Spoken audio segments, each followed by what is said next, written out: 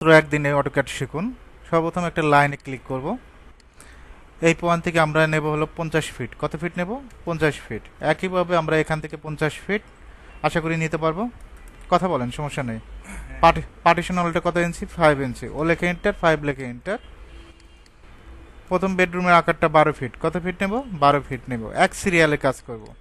Offset 5 ইঞ্চি। এভাবে কি offset নিতে পারবো না? আবার 12 ফিট নেব। পরের বেডরুমটা কত ফিট? 12 ফিট। Offset 5 inch. পরেরটা কত feet? 4 feet. Attach bathroom. Offset 5 inch. আর কোনো মেজারমেন্ট আছে? ওকে, ট্রিম করে দিব। এক সাইড কমপ্লিট। এভাবে সাইডটা আমরা কমপ্লিট করব। অফসেট এদিকে কত ফিট? 12 ফিট। Offset 5 inch. পরেরটা ড্রয়িং ডাইনিং স্পেস আছে 11 ফিট। কত ফিট? 11 ফিট। অফসেট 5 ইঞ্চি। এখানে কি অফসেট ছাড়া কোনো কাজ করছে? তারপরে 7 ফিট 6 ইঞ্চি। কত ইঞ্চি? 7 ফিট 6 ইঞ্চি। Offset 5 inch. তারপর আমরা ট্রিম করে দেব। টিআর লিখে ডাবল এন্টার, ট্রিম। এখন আমরা রেফারেন্স লাইন নেব। এখানে একটা ক্লিক করব, এখানে একটা ক্লিক করব। পারবো তো? লাইন দিয়ে এখানে একটা ক্লিক, এখানে একটা ক্লিক। ওকে।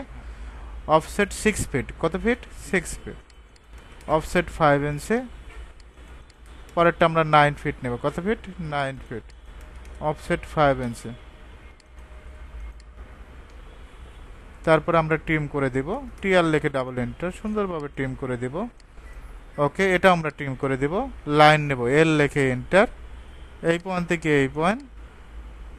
Offset 7 feet. কত ফিট? Offset 5 inch. স্টারটা কত ফিট? স্টারটা 15 ফিট।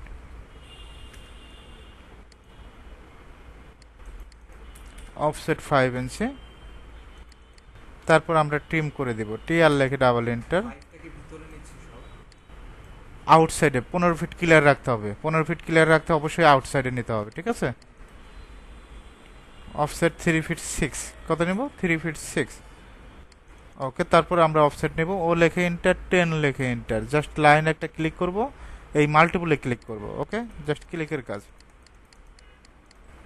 তারপর লাইন, এল লেখে এন্টার। স্টেপটা আমাদের কমপ্লিট। এখন আমরা যদি ফ্লোর কলামগুলো প্লেস করি, কলামগুলো প্লেস করার পরে ডোরগুলো কাটবেন, উইন্ডোগুলো বসাবেন, আর লেখাগুলো লিখে দেবেন। এই হলো 1 ইউনিটের একটা ফ্লোর প্ল্যান।